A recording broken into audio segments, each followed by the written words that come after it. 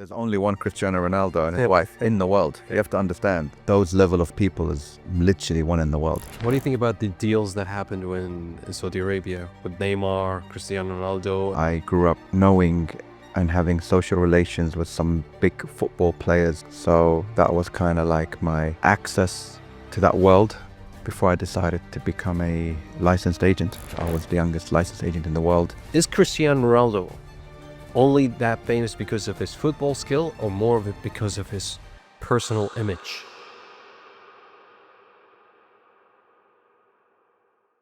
All right, we're here with another episode in Dubai Catch with a special guest, Saif Ruby. It's a pleasure to have you here. Pleasure to be here. Thank you for having me. Absolutely. For those who don't know you yet, who is Saif Ruby? Just a guy, mainly working in sports management, mostly in football, but also as an agent, but working various different sports and fields, depending on what's required. And also have involvement in entertainment and hospitality, food and beverage here and there. This is an interesting field that I always wanted to know about. And just knowing about, we usually know the sports, we see it in the front line, we see the football players playing football, playing the sport. That's right. We never see the behind the scenes, the sport management, what is happening behind the scenes. How do you as yourself get into that such business? I'm just curious. I mean, nowadays, obviously, there's lots of very, very big sports agencies, management companies that are obviously backed very heavily financially. So they kind of probably follow the typical talent management, let's call it, route. Obviously, when I started, it wasn't like that. When I got my license to be a football agent, I was the youngest licensed agent in the world. And I didn't actually work for any big companies. I just started up on my own from the bottom and sort of worked my way up and learned as I went along. Were you, in any case, playing those sports before you even joined this? No, what I was doing is I was in nightlife in London growing up as a kid. Let's say 17, 18, 19 years old. I grew up knowing and having social relations with some big football players at the time who were my age.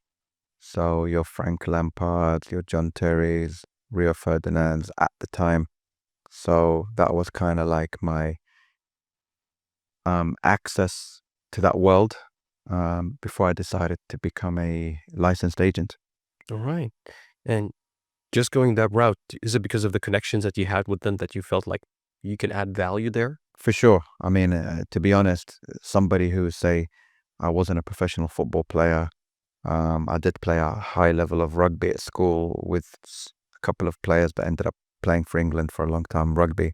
But from football perspective, to be honest, it was just the fact that I had access from the hospitality nightlife business in London. And I just felt that it's something that I can get into and potentially add value, like you said, and make a career out of it. Interesting. And how did you know this was the right career you wanted to make?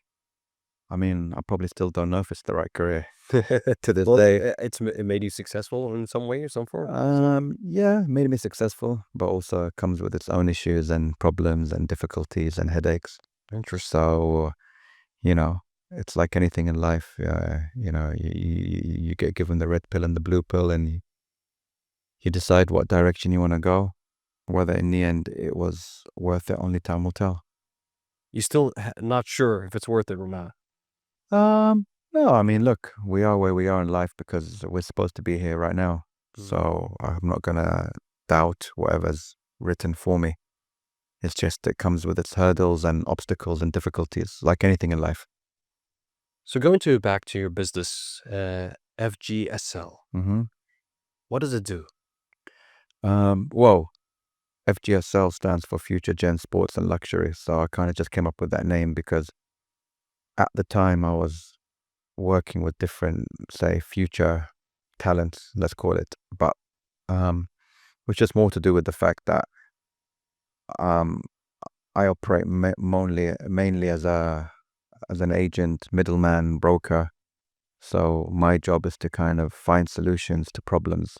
And the problems are, you know, football clubs needing talent needing solutions and way outs of their situations contractually wherever they are as a football player.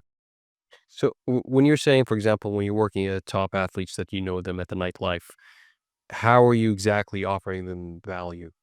How does that work? I mean, again, the reality is as anything, your net worth is only as good as your network. So, being in the football business, you have to have relations with the football clubs, with the people running the football clubs, owning the football clubs, managing the football clubs, and then having connections and access to the players, their agents, their families, their lawyers, etc. So, being someone that's sort of floating in and out from the, say, sport, hospitality, entertainment business, I'm able to have the access. So that's really kind of like how I work anyway.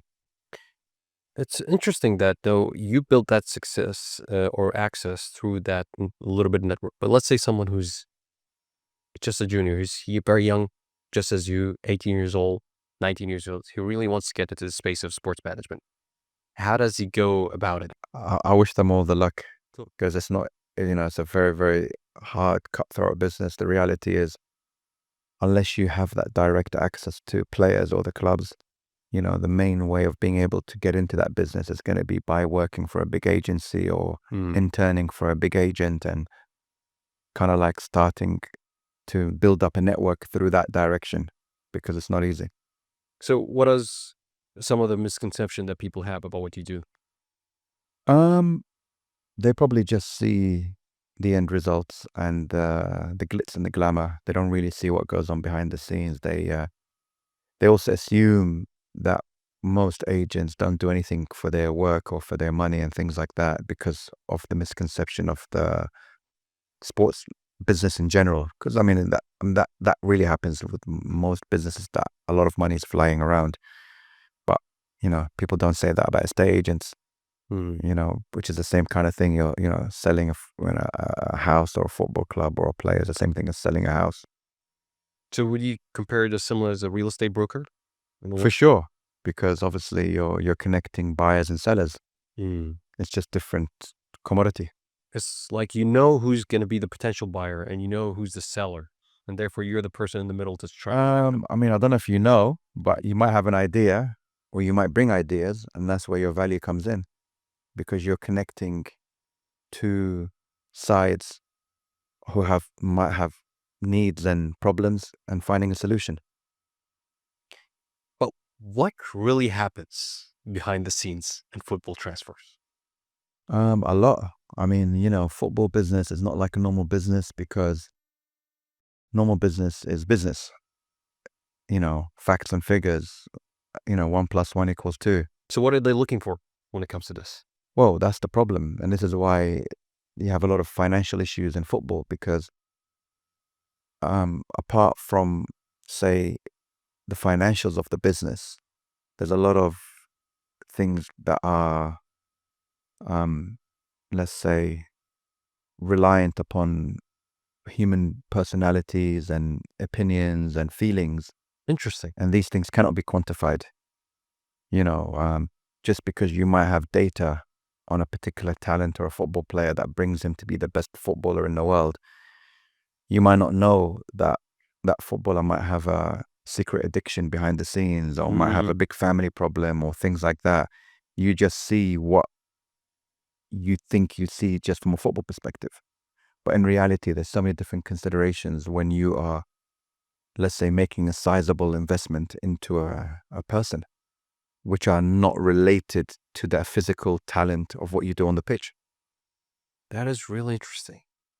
It is interesting that you're saying it's not about their skills in football, but also about their actual life, For me, their that's more important. lifestyle, what they But do. for me, that's more important because at the highest level of, say, professional football, all these guys can play. That's Hmm. not even a problem. But it's who has the mental strength and aptitude to be able to handle what comes with it.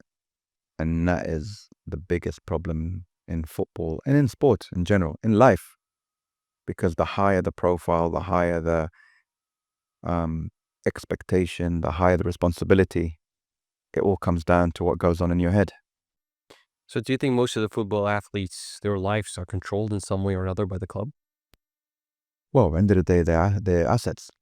End of the day, they are owned by football clubs. So whether that sounds nice or not, it's just a fact of life. You get paid a lot of money to do a job.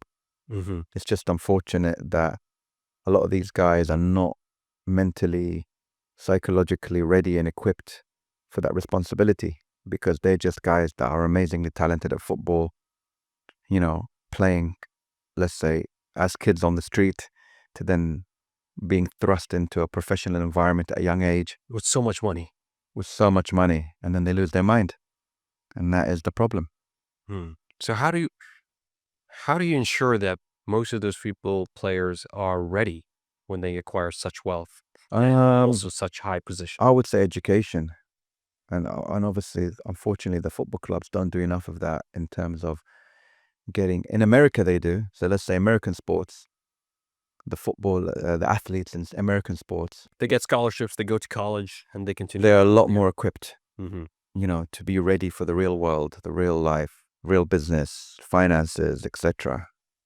In soccer and football, unfortunately, they just simply not, and they are illiterate Hmm. financially. And that is a huge problem in the game.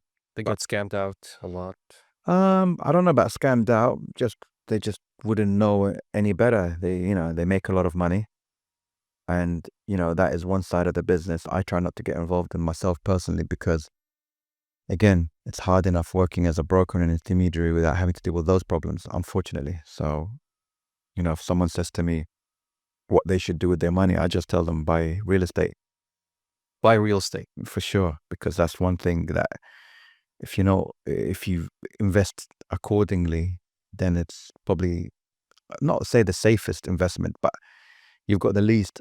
There's nothing guaranteed in life, but it's the least chance of losing money, let's say. It's like a place where you can store your money and see it grow, and you don't have to touch it. Like you can't touch it unless you sell it. Yeah, I mean, look, and then obviously again, something I'm not really involved in, but people say like S&P 500, just invest in that, and Index funds. Yeah. index funds, and leave it in that. So if you know if I was a professional footballer who had a lot of spare cash, that's what I would do. What do you think about the deals that happened in Saudi Arabia with Neymar, Cristiano Ronaldo, and a lot of other football players? They're I mean, look, getting that. Saudi Arabia have their vision of what they're trying to do, and obviously more recently, I think it was even in Davos last week in the World Economic Forum, they said that Saudi said that for every dollar they invested, they got a $200 return. For sure. I mean, it's a lot of marketing for But them. but that's the point. So for Mhm. them, even though they threw fortunes um, at these football players, it was marketing, and they got their money back very easily, because it put them on the global map in football. And they're investing and they're developing, and also they're investing a lot into the youth, which is great. For sure. I mean, it's a very smart way where they shifted the image of Saudi Arabia That's it. through that fast pace of just using those, which a lot of people consider as role models, you know? Well, A sport lot does of that. millions people follow Cristiano Ronaldo, they follow Neymar, they follow Yeah, all those popular, and they see them living in Saudi Arabia in a very comfortable way. They're like, oh, my role model, the person that I admire, is living in such a comfortable life. that's it. Yeah, that's a very interesting thing. Now, you as an agent in the sport management field, I'm curious to know what kind of negotiation tactic that you feel changed the game for you.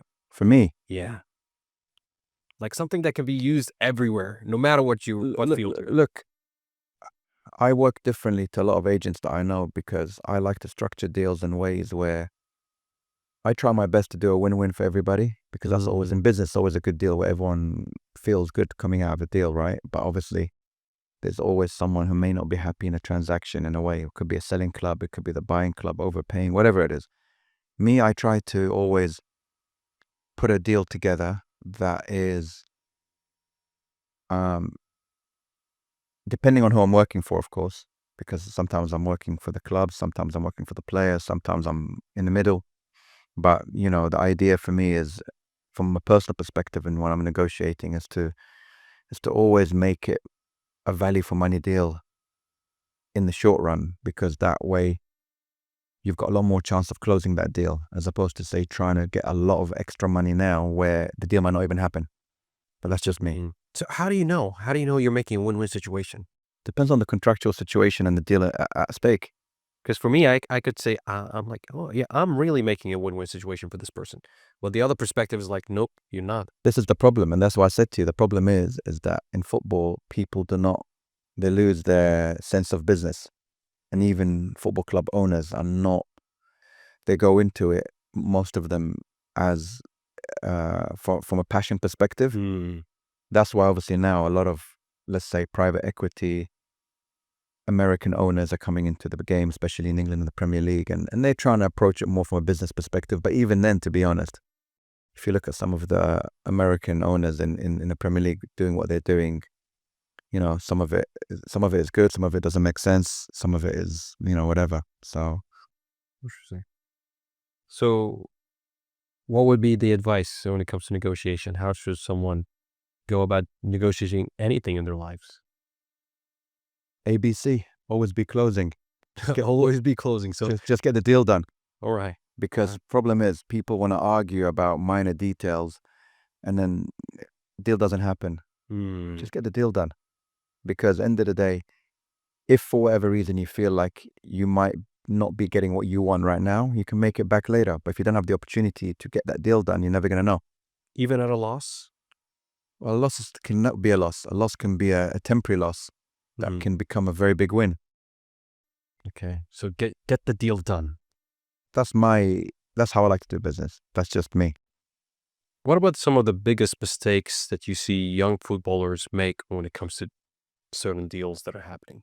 Well, like I said, I mean, deals or personal?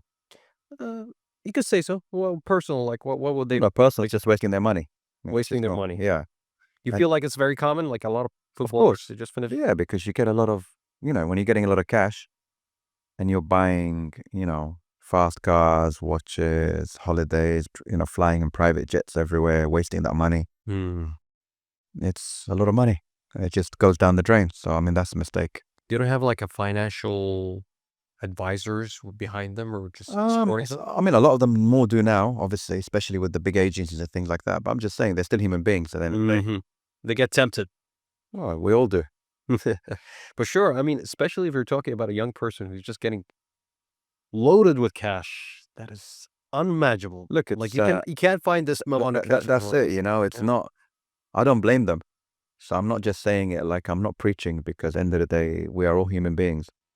If I was 18, 19 years old and someone was giving me, $5 million a year, what am I going to do?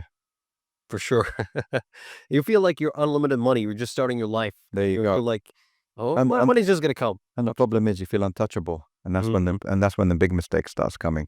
And do you feel like a lot of those football players have come to a sudden ending that made them realize they wasted a lot of money and now Of course. they're moved out of the game? Yeah. I mean, look, a lot of the professionals that retire who haven't invested their money in the right way end up, also they could have had, they could have been involved in, let's say, marriages that, ended up losing half their money, whatever, things like that, like, human things, human elements. And then, unfortunately, their career finishes and then they realize that they're not earning that salary that they were earning. They have to go to work. Because they lost half of the money, most of personal family It could be whatever. relations, yeah. Yeah, it could be for a bad divorce or bad investments or wasting money across your career. And then when your career is finishing, you don't have much to show for it. What about, do you think they actually get into debt sometimes? I mean, if they're gamblers, if they're alcoholics, if they're into those type of things, of course, it's very easy. Well, everyone is. Again, it's human nature. Sure. What about in terms of those top athletes that turn into generational wealth? How do they do that? I mean, again, if you follow, for example, what American athletes do, let's say, those guys are investing into technology stocks at a young age. They're investing into real estate. They're investing into, you look at Shaquille O'Neal, has got like 400 pizza parlors around America worth billions, So But in it's funny because, like I said, I'm just using American sports because when it comes to the financial management of their lives, they're obviously a lot more clued up than, say, soccer and football. But Messi, for example, he didn't decide to go to Saudi Arabia and decided to go to United States all the way to Y- Miami, I believe. Yeah, yeah, Yes. yeah. But Why he's did he decide that? well because he was earning a fortune in Barcelona. Barcelona are almost, have been, let's say, insolvent, not bankrupt, but let's say financially crippled for the last how many years because of Lionel Messi. Mm. He's been paid a fortune for 10 years. So end of the day, when you've made that much money, you don't need that much more money to go to Saudi Arabia. But by the way, he's still getting huge money in America. Don't think that he's not getting a portion of TV money, a portion of Miami, a portion of this. He's probably making more money. More than what he ever got a deal in Saudi Arabia? I don't know. Listen, Mm. I don't know the details of it, but he'll definitely be getting a very, very good deal. So it must have been like a wise decision that he took up. Oh, for sure. And he comes from Argentina. So obviously coming from South America to play in Miami, it's normal. I see. So let's go into the luxury part of your business. Mhm. What do you do exactly in the luxury business? Um, I work with brands and, you know, What kind of brands you're talking about? Like, could be luxury brands. are you talking like the Gucci, the Chanel, or those luxury? Yeah, that type of brands. I've consulted and worked with Prada quite a lot. So, Prada wanted to get in the mix of, being cool with, let's say, celebrities and footballers and things like that. Okay. So I've organized some events for them in the past, um, with their flagship locations, working with some big soccer players, some big celebrities in the world of music, connecting them all up together, like giving them the access, but in a much more organic way. What do you mean by organic way? Organic way, because obviously as a brand, it doesn't have to be a luxury, it could be any brand. If you were just going to write a check to get someone to do something for you, anyone can do that Yeah. if you have the financial means to do that deal. Okay. But obviously, if you are trying to position yourself in a way where you are more cool, then obviously that's the real marketing and brand building that happens, because you then have an appeal to a generation, or let's say, it could be footballers, could be anybody, actors, media, and sports stars, but without having to pay the big money for it, because you already have that support and that fan base of that, and obviously the biggest brands in the world right now that have been built in that way have been built on that basis. How do you go about, like, do they still get paid, those celebrities that get to join those specific events? Done by Some the do, some don't. I mean, the point is, if, for example, I don't know, Louis Vuitton, for example, I'm just using them as an example, if they've got a fashion show in Paris, they could probably invite anyone in the world to come and do the show for them, and that person is going to be happy to do it for just maybe getting a bunch of clothes from them. That's So, it. well, So yeah. you say something like, for example, Cristiano Ronaldo or his wife. No, they're different. Okay. There's only one Cristiano Ronaldo and his wife in the world. Okay. You have to understand, those level of people is literally one in the world. David Beckham, one in the world. But I'm talking about the rest, the best of the rest. So the highly known athletes or celebrities, you still have to pay them, but the ones that are still Well, the ones you not just good. talked about is only a dime and a dozen. Yeah. That's a very small percentage. I mean, like, even the people who don't watch soccer, they know who's Cristiano Ronaldo. Of course. That's the thing, that's why it comes to your mind. Like, Yeah, but this person's known. they're very, very, they're one in a million. Mm. Okay. What about like person like Haaland or something like that's a That's a different profile. I mm. mean, at the end of the day, if you, for example, say who's more famous, Mo Salah or Haaland, Mo Salah, because Mo Salah obviously plays for Liverpool and he also is Arab, Mhm. whereas Haaland is a fantastic footballer, but he's from Norway. Okay. I'm not Yeah. trying to knock Norway. I have a lot of good friends in Norway, but I'm saying that it's a different background. So do you think the country they come from plays a huge role? Of course, if you look at Egypt, just like Mo Salah as an example, this guy gets a lot of money in marketing endorsements from companies in Egypt because there's a huge population, whereas Norway is a small country.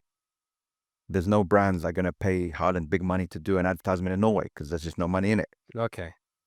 But if Norway you're, as itself is a very rich country. yeah, but that's a rich country. I'm talking about number of people. I'm talking about, I'll give you an example in the Middle East. I'm from Iraq. Iraq, from a consumer basis, is a huge country because there's millions and millions of people, a lot more than the UAE, a lot more than Qatar. So from a consumer economy basis, there's a lot more growth. So do you think someone from Iraq, if he was a very professional player and very famous, would he be able to get a lot of deals? Oh, for sure, because Iraq as a country is massive now in terms of building and what they're doing and things like that. Whereas, UAE or Qatar, just hypothetically, to say, for example, that, if you're trying to sell, I don't know, Karak tea, how many Karak teas are you going to sell in the UAE? Not that many. True. Very true. Again, I'm just not trying to, eh, It's the density of the population. that's Yeah, what I'm that plays saying. a huge role. Huge role. Yeah, for sure. And what do those top athletes, maybe those celebrities, really want in the luxury world? They want to be cool. I mean, at the end of the day, they already get paid fortunes for being a footballer.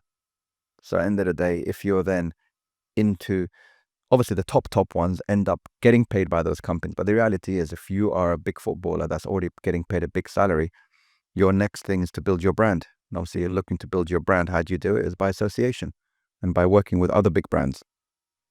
Do you think those are the very top, they could to do that thing? That's why they excel? Like, I'm trying to think about, is Cristiano Ronaldo only that famous because of his football skill, or more of it because of his personal image? Yeah, but his personal image was because of his football skills. You can't build up your personal image without being a top footballer because no one cares about you if you're not a top footballer. True. So one comes with the other. It has to be both, in a way. Um, Like, when I think about it, like, I think also of the Ronaldinho. mm, Like, his image, like, he used to be very popular. He might be popular today, but not as popular as Cristiano Ronaldo, for instance. yeah, it's different. But then if you ask a lot of players who one of the best players in the history is and actual footballers, then most of them say Ronaldinho. Not to say Ronaldinho is better than Ronaldo, it's different players, different eras, but I'm just saying Ronaldinho as a player was revered. And actually, he was the one who helped and brought Messi up Okay. in Barcelona. Interesting. What is one thing that most luxury business people don't understand? Um, they wanna, they think that paying for talent is what's gonna bring their brand what they want. But in reality, I think it's more about being authentic and being real about what you're trying to sell. Interesting. That's just my opinion again. So it's less about trying to spend more in marketing and more about what is your brand really delivering? Yeah, I think it's more about the story. So stories still have a role. For sure. Okay. Life is all about stories. So for If you someone don't have a story, people don't care about you. like Louis Vuitton, what made his story so incredible that people just dream of having any product from them? Yeah, I mean, look, again, he's a bit different, but if you look at Kanye West, for example, All right. he's been very vocal about how, luxury brands have been ripping people off for years, consumers for years. So he was like, listen, I don't want to rip these people off. I'd rather sell my products at a low price, a good product at a low price, and have it to everyone to be able to buy it. And guess what? Kanye West will still make millions and millions and millions. Whereas, these, say, high profile luxury brands like Louis Vuitton, you just mentioned, Balenciaga, all these companies, to be honest, like, obviously that's another conversation, maybe not for this Okay. particular interview, but again, the way these companies have been brought up over the years, it's for a different purpose. Okay. What about, this is a very curious question that came out of me. Like, what is the most exclusive experience you have ever created? Me? Yeah. It's a funny story, and I think it's probably, arguably, an experience that could never be repeated ever again which actually I organized a private dinner once with Michael Jackson Michael Jackson. Oh, wow. in Bahrain. Okay. Yeah. Interesting. So it was in the time when Michael was living in Bahrain when he had his issues in America. When you had to what? Issues in America. Okay, yeah. You know, there was a So he lived how long investigation. in Bahrain? I didn't know that Huh? story. How long did he live in Bahrain? He was living in Bahrain for a while when he was basically, I think, keeping a low profile from America. Mm. The one of the sheikhs in Bahrain looked after him. And he had like a record label in Bahrain. And I think this was, 2007, I believe, before he passed away, sadly. And yeah, and I was actually hired by the Formula One when they first launched in Bahrain to basically bring a whole bunch of cool people, let's say, to Bahrain to enjoy the race. Mm. Again, this is way before Abu Dhabi Formula One, way before Qatar F1, all that stuff. And I brought together a group of people. One of them was John Legend when he just won the Grammy. All So right. that was when he first broke. I brought 50 Cent's DJ. I brought Tyson Beckford, who was a well-known model at the time, Callum Best, Les Ferdinand. It was a very random group of people that I brought together, and we all went to Bahrain for the race. How do you convince them? That's the thing. Like, even Well, you convince it with just the monetary value, or no, there's no monetary value. They weren't paying anything to go there. really, they just came out of. Weird, because in those days, the Formula One wasn't how it is now Hmm. as an experience. It was like also, and also it was much more exclusive in those days. Okay. Nowadays, Formula One's not exclusive at all. It was like a place for high net worth individuals to network. Yeah, but I'm saying in those days, it wasn't easy to go and get that. You know, I see. nowadays you can buy it. Mm. Anyone can buy a paddock pass to watch an F1 race now if you had the money. So even though it cost a lot of money, it's not exclusive anymore. Mm-hmm. Anyway, so yeah, that was it. And then took all the guys over to Bahrain. And in the end, we ended up having a private dinner with Michael Jackson in the Sheikh's house. And he was there, just 20 people in a majlis with Michael Jackson. And you- Pre-social media, pre-camera phones. wow. Well, I can't imagine it. How old were you at that time? Oh, like I said, I think it was around 2007. So it was almost 20 years ago now. Crikey, yes, like 18 years ago. Yeah, 18 years ago. So how old were you? I can't remember. Because I feel like you would be like 20s, and your 20s is Yeah, very, very young. I can't remember, but it was a wild experience. I mean, imagine, being invited to a dinner and Michael Jackson's welcoming you at the door. That's what it was like. Wow. You got some really interesting stories of like people behind the scenes, behind the cameras, behind everything else.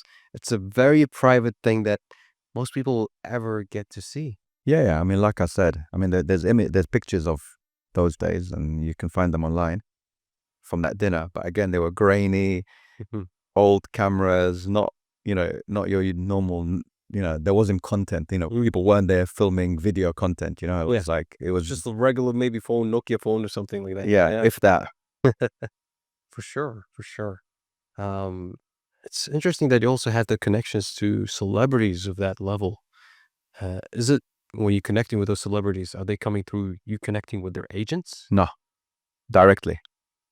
And how did you build that relationship or your status yourself to reach that level where you're Um, able to connect with those people? When I was living in London, growing up in London, obviously London, not how London is now. London now is not a very nice place for anybody, to be honest, which is why obviously a lot of people are leaving the UK to, say, move to places like the UAE and Dubai, which is obviously offering, the amazing country that it is here now. But yeah, London in those days was an amazing city, and it was a place where it was a real place where international people would, say, congregate to. Hmm. And I was in the middle of, let's say, the nightlife and entertainment scene in London in those days. So that's how I got to meet a lot of people. So you even met Michael Jackson there? No. Michael Jackson, I met him because of the Prince, the Sheikh of Bahrain. Okay, got it. Yeah. What about like 50 Cent and everyone else? From being in London, being the person in London connecting nightlife experiences, let's call it. And I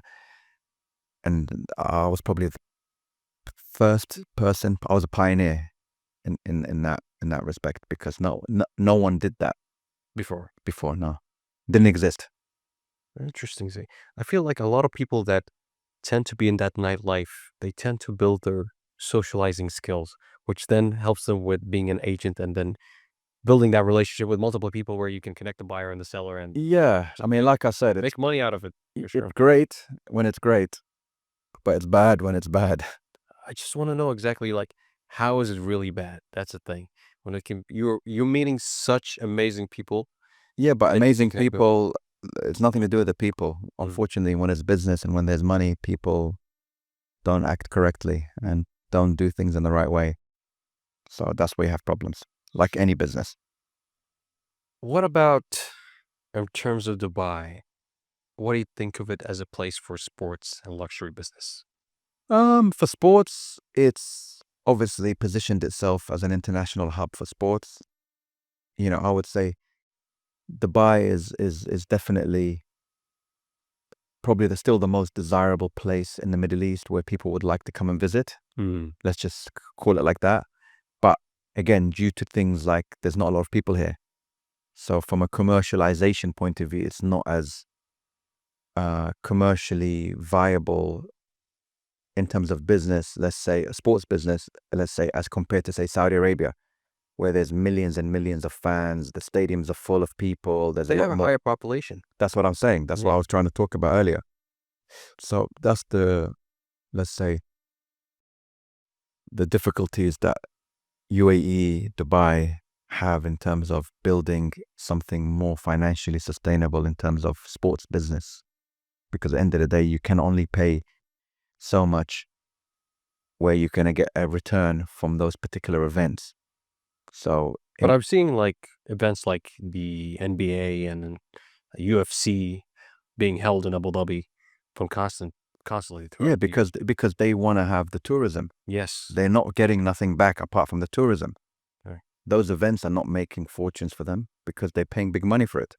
It's a But lot of money. of course, Yeah. but what they are getting is positioning Abu Dhabi. Obviously, I grew up in Abu Dhabi, so I knew Abu Dhabi before there was Dubai, before there was Abu Dhabi, and they're positioning Abu Dhabi mostly, I think, Yas Island, Saadiyat, all these new beautiful, destinations It's a tourist hub. as a tourist hub.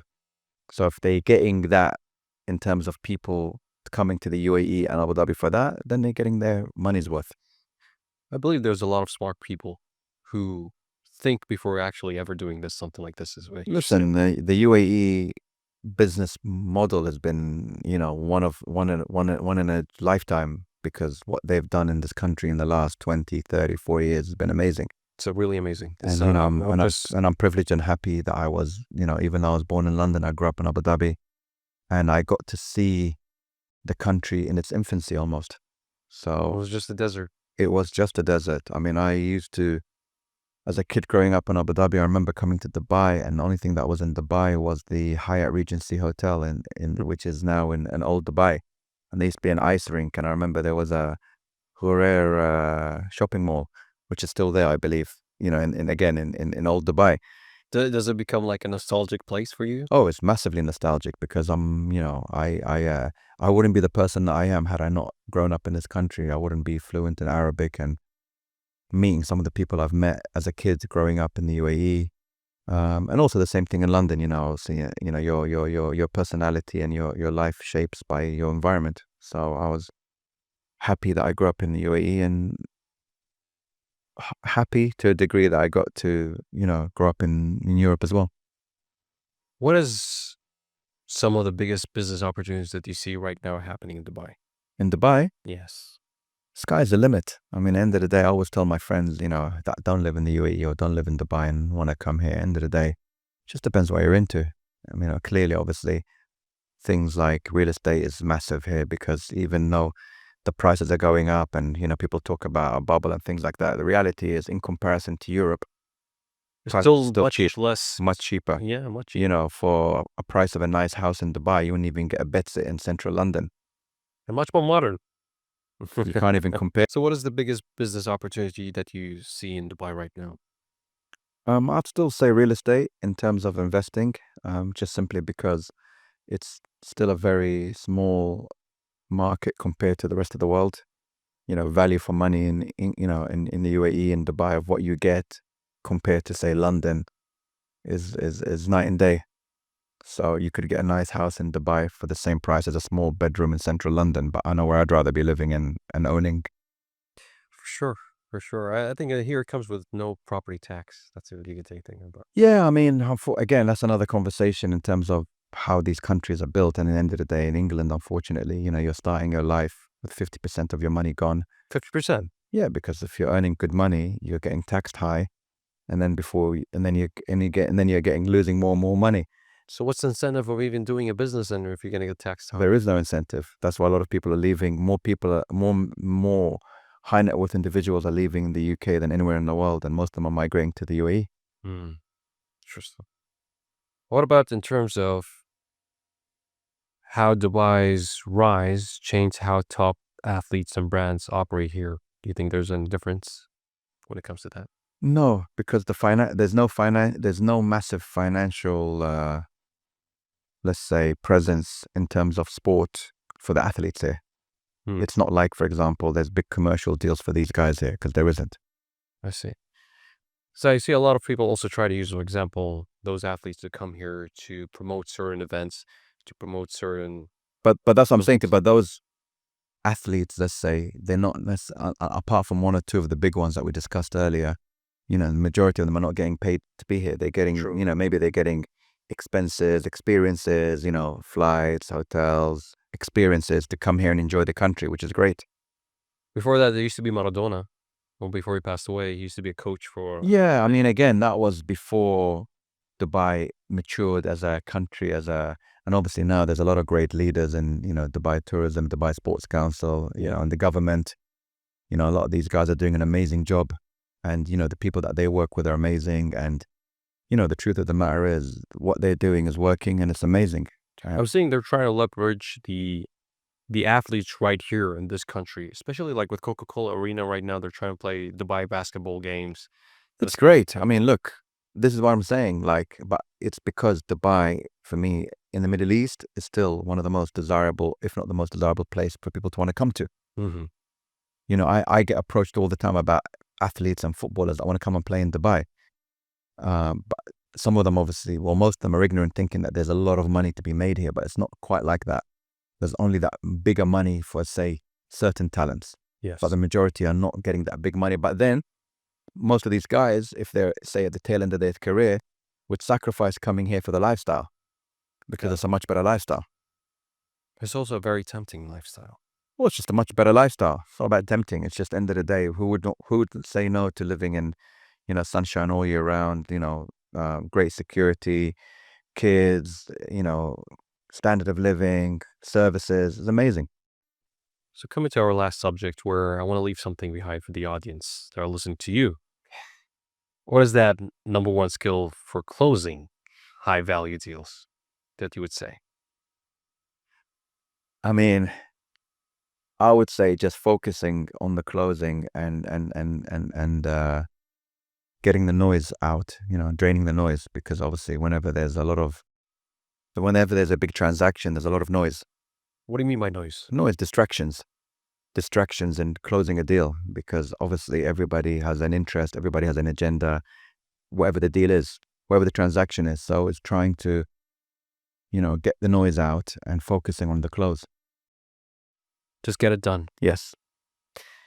What about in terms of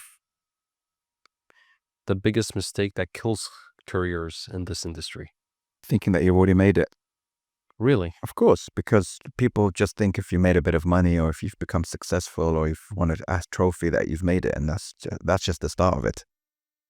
I see. Anybody can get to the top. It's how long you stay there, which makes a difference to your legacy, your existence. So don't become arrogant where you feel like, okay, Oh, for sure. I've done everything. I got the things I can do. Of course. And also, it's being nice. It doesn't cost anything to be nice. Unfortunately, people forget that.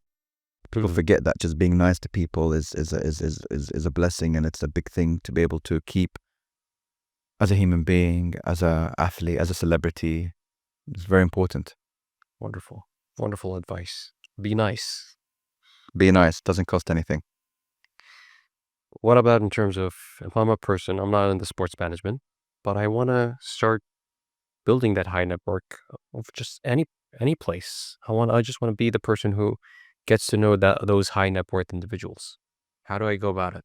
I mean, luckily for new generation, it's not my generation. The new generation obviously got social media now, so things are a lot more easier, things are a lot more cheaper, things are a lot more easier to accessible. So, which is why now the biggest, I believe, the biggest economy in the world is the creator economy. Hmm. So as a creator, you're able to build your own brand. And obviously the biggest people in the world right now are bigger than most traditional, say, celebrities, because they are the content creator business. And obviously, a couple of weeks ago, I think last week, there was the 1 billion followers summit, which obviously is Yes. Were you Dubai. part of it? Did you visit it? I did visit, but I wasn't part of it. Yeah. I'm not that trendy or well known to be a part of it. But I did, How did you find it though when you visited it? like I said, it's a different world. Hmm. The new generation, whatever you want to call them, Gen Z or whatever hell, whatever name they give them nowadays, It just keeps coming with the names. different names. But Yeah. the reality is, it's a different world. So you're able to create, let's say, a platform for yourself with very little, whereas in my days there was none of that.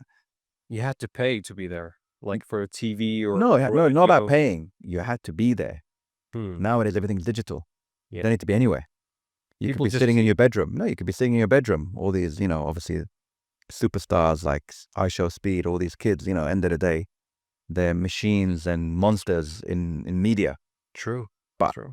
they didn't need to do anything. They were just being, and obviously, like I said, unfortunately, for me, it's unfortunate because the new generation also, when you achieve success in that way, it breeds a generation of people, for me, that are not what I would want my kids to be like, because you end up losing your mind. It's not real. What do you mean? Well, it's not real because at the end of the day, people think that, having millions and millions and millions of followers and being successful like that by just doing stupid things on TV or social media, let's call it, it's cool. It's cool if you want to be known and make that money. But for me, it's not cool because I wouldn't want my kid to be like that. I'd want them to Not have, trying to do something to just grab attention and yes.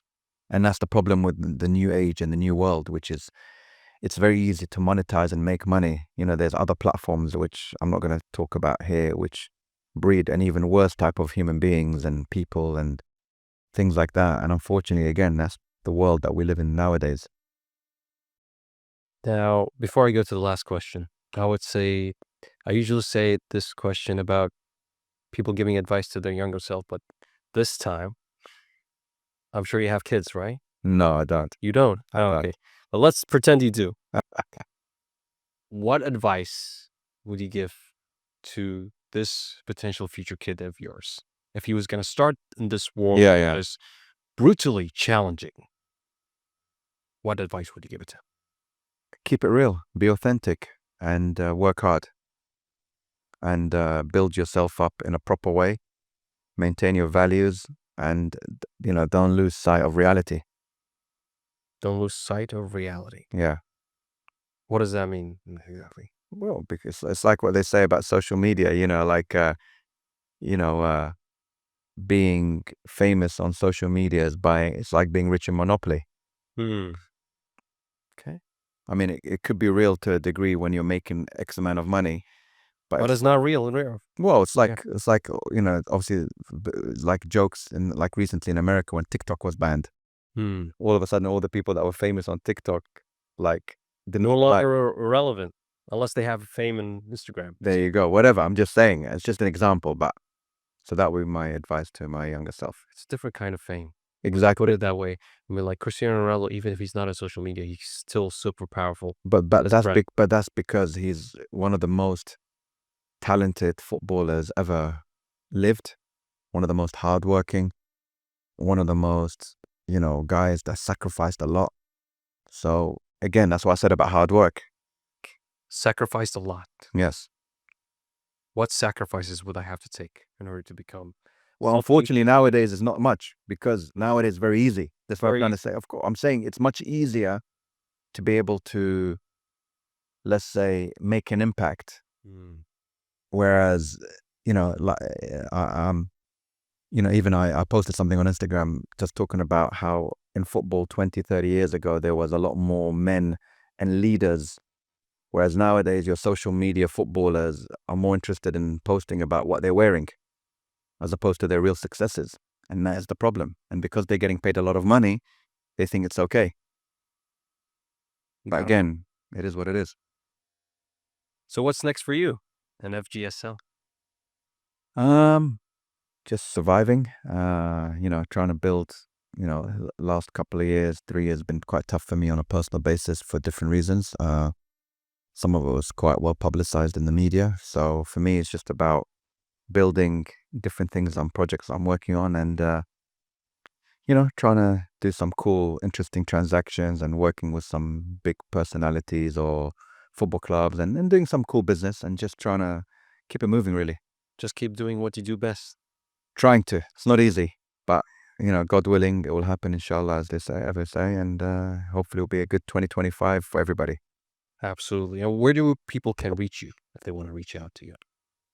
Social media, very easy to get hold of on Can you X. spell out your social media? Saif PR, SAIFPR. That's it. Very simple. Well, it was a pleasure to have you, Save. I mean, there was a lot of behind the scenes that I never knew about you, and I never knew about the sports management, which is interesting. It's an interesting perspective that I think audience can learn about on your field. So Thank thank you for being here. thank you very much for having me. Thank you.